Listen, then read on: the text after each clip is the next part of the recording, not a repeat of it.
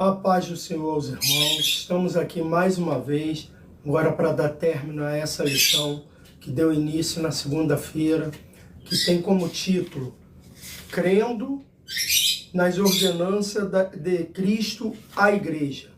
Estamos aqui para dar continuidade, espero que você esteja gostando dessa aula e que o Senhor Jesus abençoe a vida de cada um que já tem entrado, tem visto ao vivo e nas redes sociais. Que o Senhor Jesus venha continuar falando ao coração de cada um de vocês. Hoje eu estarei falando sobre a terceira parte dessa lição, que é a ceia do Senhor anuncia a comunhão com Cristo. 3.1. O que é? Uma reunião que a igreja cristã vem observando desde o tempo do ministério terrestre de Cristo, pois foi o propósito o próprio Senhor que instituiu quando a sua última refeição com o santo apóstolo Lucas 22, 14 e 23, onde o pão simboliza o corpo partido de Cristo por nossa causa. Ele doou-se e foi moído por amor de nós. O suco de uva simboliza o sangue derramado de Jesus na cruz por amor de nós.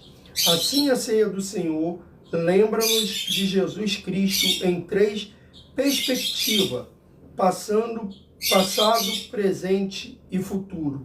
Então, a ceia do Senhor nada mais é aquela comunhão que o Senhor teve com os seus discípulos. Antes da sua morte, antes da traição de Judas, o Senhor se reuniu com seus discípulos e ceiou com eles. Até mesmo o próprio Judas estava sentado à mesa com eles. E nós sabemos, quem já leu as Escrituras, que eles vão se perguntar quem é aquele que vai traí-lo. E ali Jesus ele revela que ali um deles iria trair, que seria aquele que colocasse a mão junto do copo com ele. E ninguém percebe que aquele foi Judas. E Judas vai e trai o Senhor Jesus naquele dia. E Pedro também é avisado que naquele mesmo dia ele o negaria 3 vezes. Então, olha o que é. A ceia do Senhor nada mais é uma reunião entre os filhos de Deus, entre aqueles que esperam a volta de Cristo, que simboliza aquela última ceia dele, a última ceia com seus discípulos.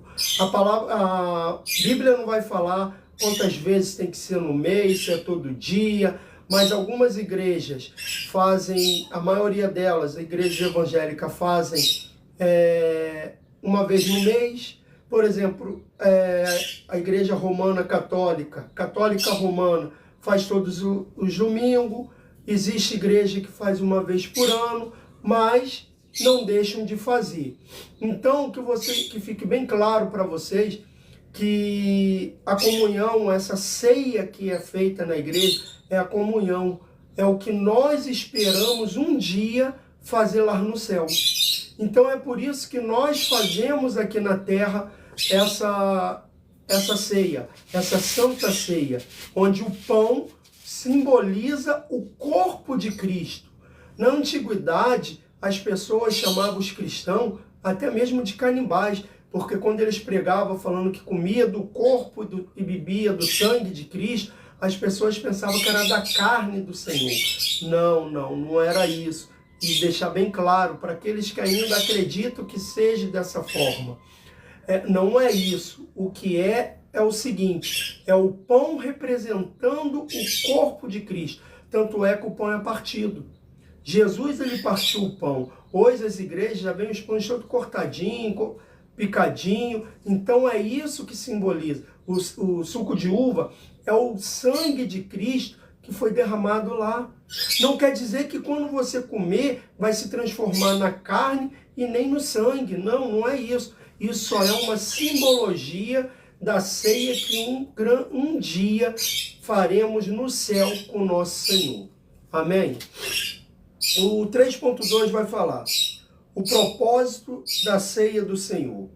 A ceia do Senhor tem como propósito a comunhão com Cristo e também com seu corpo.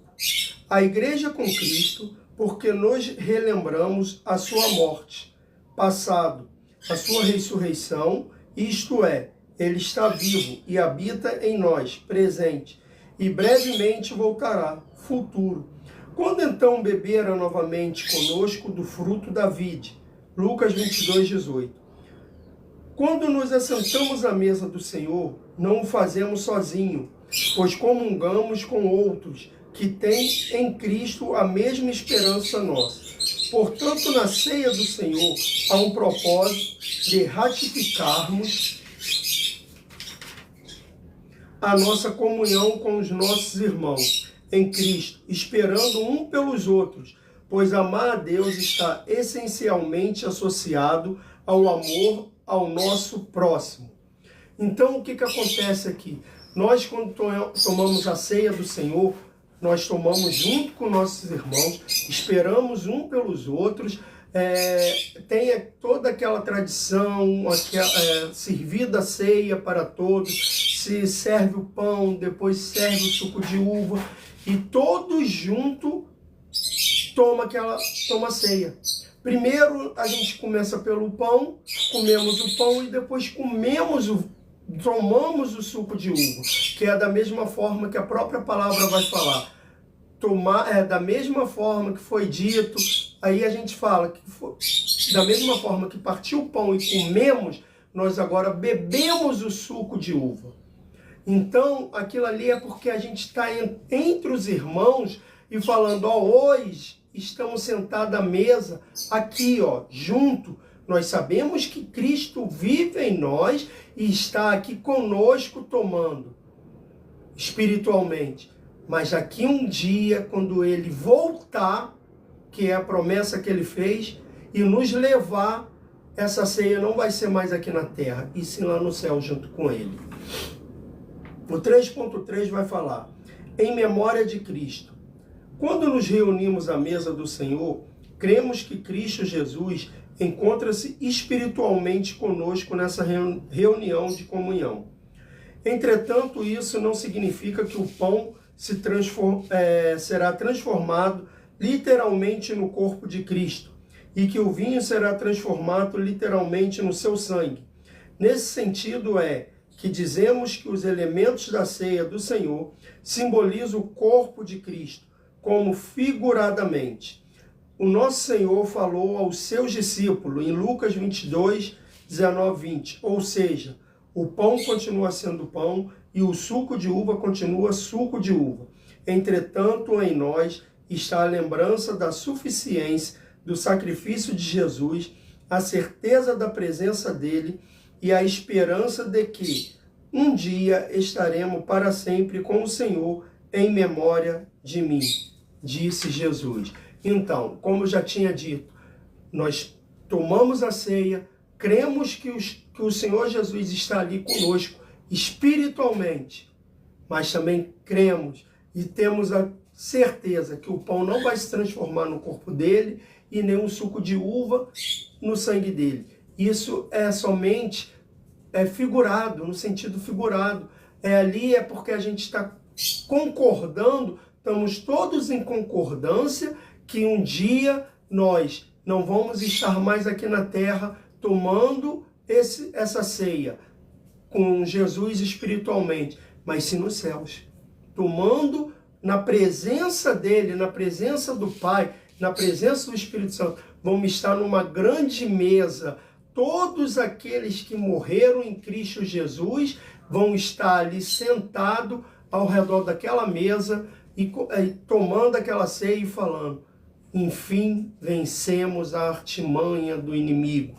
Enfim, vencemos as tentações que o diabo colocava em nosso caminho, em nossa vida. Porque vai ser essa confirmação de quando nós estivermos no céu, sentado na presença do Pai, do Filho e do Espírito Santo.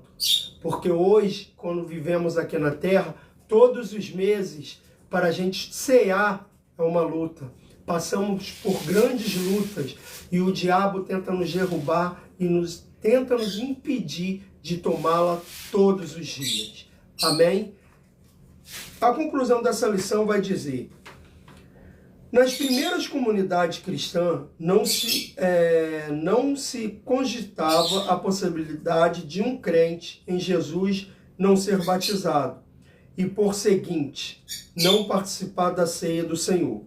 A presente lição mostra a você as duas ordenanças que Jesus instituiu para a sua igreja, o batismo e a ceia do Senhor.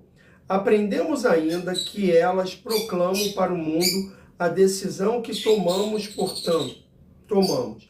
Portanto, proclamaremos a fé através do batismo e participaremos da ceia do Senhor, para ratificar a nossa comunhão com o nosso Senhor e o seu corpo, a igreja. Espero que essa lição tenha sido maravilhosa para vocês, como foi maravilhosa eu estudá-la mais uma vez para poder estar aqui passando para vocês tudo aquilo que o Senhor Jesus deseja, as ordenanças que Ele deixou para cada um de nós. Que o Senhor Jesus venha continuar falando no coração de vocês. Até a próxima live com a próxima lição, que vai ser Crendo na Graça de Deus. Espero que vocês tenham um ótimo dia e que o dia de vocês venha ser maravilhoso debaixo da presença